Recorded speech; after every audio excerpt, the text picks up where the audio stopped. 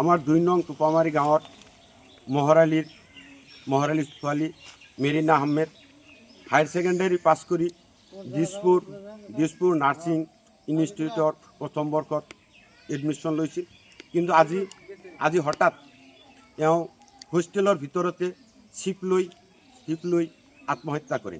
আৰু এই আত্মহত্যাৰ ঘটনাটো চৰকাৰে তদন্ত কৰি আমাক এটা উচিত বিচাৰ দিব বুলি আমি আশা ৰাখিলোঁ।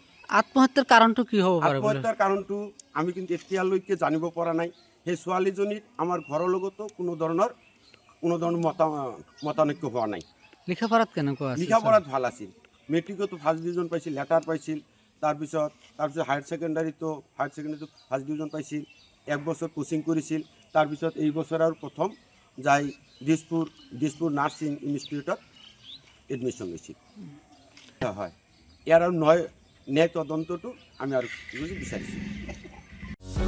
যিকোনো খবৰৰ বাবে যোগাযোগ কৰক আমাৰ এই নম্বৰত 9181 307 2221।